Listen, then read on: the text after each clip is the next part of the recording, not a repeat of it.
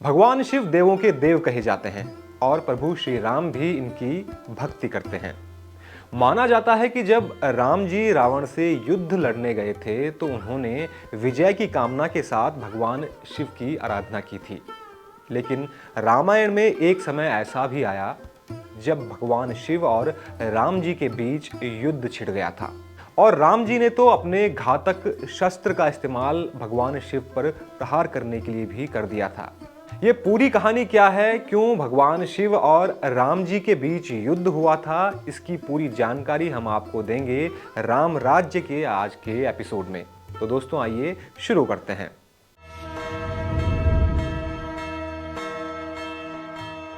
नमस्कार दोस्तों, मैं नवीन सुनाऊंगा आपको राम जी और भगवान शिव के बीच हुई लड़ाई से जुड़ी रोचक कहानी।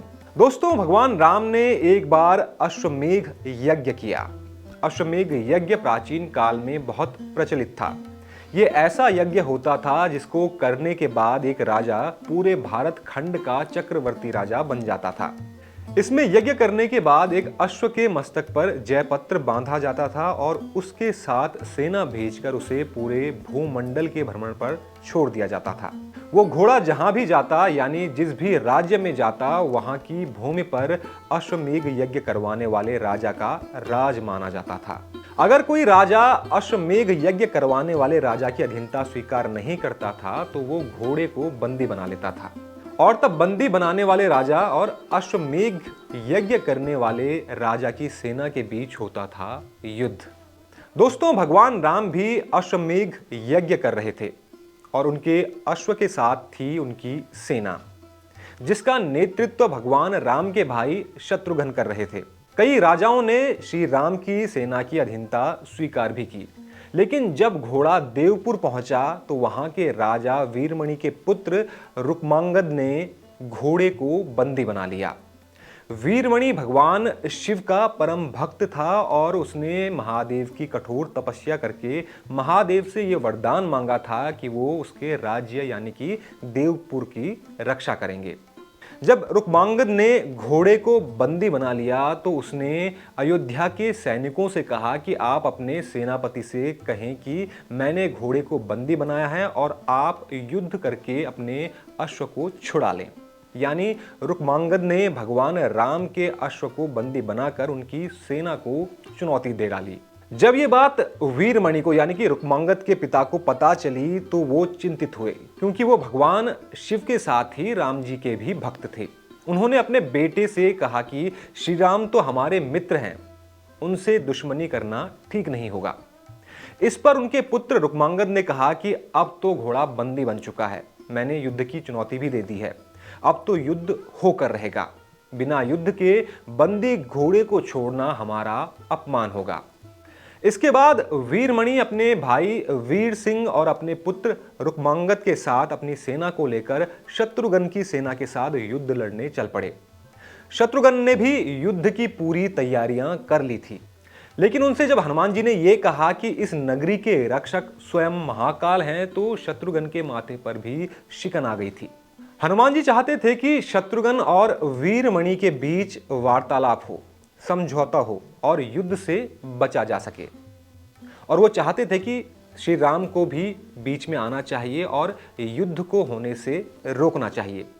लेकिन इस पर शत्रुघ्न ने कहा कि हमारे होते हुए भगवान राम को युद्ध के मैदान में आना पड़े, ये मुझे गवारा नहीं है। इसके बाद भयानक युद्ध शुरू हुआ। युद्ध के दौरान भरत के पुत्र पुष्कल के साथ वीरमणि का सामना हुआ और पुष्कल ने वीरमणि को अपने बाणों से मूर्छित कर दिया। जब वीरमणि को होश आया तो उन्होंने अपनी सेना को हारता पाया। इसके बाद उन्होंने भगवान शिव को याद किया। भगवान शिव ने उन्हें वरदान दिया था कि वो वीरमणि के राज्य की रक्षा करेंगे। इसलिए भक्त की मुसीबत को देखते हुए भगवान शिव ने अपने गणों वीरभद्र, नंदी और भृंगी को युद्ध के मैदान में भेज दिया। वीरभद्र ने युद्ध के मैदान में अपने त्रिशूल से भरत के पुत्र पुष्कल का धड़ सर से अलग कर दिया। वहीं भृंगी ने अपने पाश से शत्रुघ्न को बांध लिया। वहीं दूसरी ओर नंदी और हनुमान जी के बीच भयंकर युद्ध जारी था। लेकिन शिवास्त्र का प्रयोग करने के बाद नंदी ने हनुमान जी को मूर्छित कर दिया। अपनी सेना की खबर जब राम को लगी तो वो तत्काल ही लक्ष्मण और भरत के साथ युद्ध के मैदान में जा पहुंचे। उन्होंने दिव्यास्त्रों का इस्तेमाल करके भगवान शिव के गणों को बेहोश कर दिया। शिव के गणों ने भगवान शिव का स्मरण किया और महादेव उनके आह्वान पर युद्ध के मैदान में जा पहुंचे। यानी भगवान राम और भगवान शिव अब युद्ध के मैदान में आमने सामने थे। यह दृश्य अतुलनीय था। कहते हैं कि देवतागण भी इस युद्ध को देखने पहुंचे थे। भगवान शिव के युद्ध के मैदान में पहुंचते ही उनके तेज से श्री राम की सेना मूर्छित हो गई। भगवान शिव को युद्ध के मैदान में देखकर सबसे पहले भगवान श्री राम ने प्रणाम किया। इस पर शिव जी बोले कि हे राम, आप भगवान विष्णु के रूप हैं।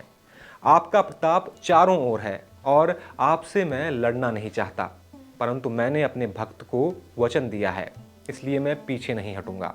वचन की क्या अहमियत है इसे आपसे बेहतर कौन जान सकता है।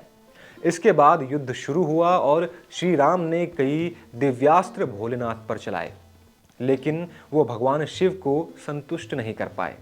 जब कोई अस्त्र काम नहीं आया तो भगवान शिव से मिले पाशुपतास्त्र का इस्तेमाल भगवान राम ने किया, जो भगवान शिव के हृदय पर जाकर लगा। इसके बाद भगवान शिव संतुष्ट हुए। यानी भगवान शिव राम जी से लड़ना तो नहीं चाहते थे, लेकिन अपने भक्त को दिए वचन के कारण वो मैदान में आए थे और श्री राम के पराक्रम को वो अपनी आंखों से देखना चाहते थे। जब पाशुपतास्त्र भगवान शिव को लगा तो शिव जी प्रसन्न हुए और उन्होंने राम जी से वर मांगने को कहा, जिस पर भगवान राम ने कहा कि इस युद्ध में वीर गति को प्राप्त सभी सैनिक फिर से जीवित हो जाएं। महादेव ने उनको ये वर दिया और दोनों सेनाओं के सभी सैनिक पुनर्जीवित हो गए। इसके बाद वीरमणि ने अश्व को भगवान राम की सेना को लौटा दिया और भगवान राम का अश्वमेघ घोड़ा आगे बढ़ गया। ये कहानी हमें वचन की महत्ता को समझाती है, जो भगवान शिव ने अपने भक्त को दिया था। अपने भक्त को दिए वचन को निभाने के लिए वो भगवान राम के साथ युद्ध के मैदान में भिड़ गए। तो दोस्तों, इस कहानी से शिक्षा ये मिलती है कि अगर हम किसी को वचन देते हैं तो उसे हमें पूरा निभाना चाहिए। उम्मीद करता हूं दोस्तों कि राम राज्य का ये एपिसोड आपको पसंद आया होगा। ऐसी ही रोचक कहानी के साथ एक बार फिर आपके साथ जुड़ेंगे राम राज्य के अगले एपिसोड में। तब तक के लिए नमस्कार।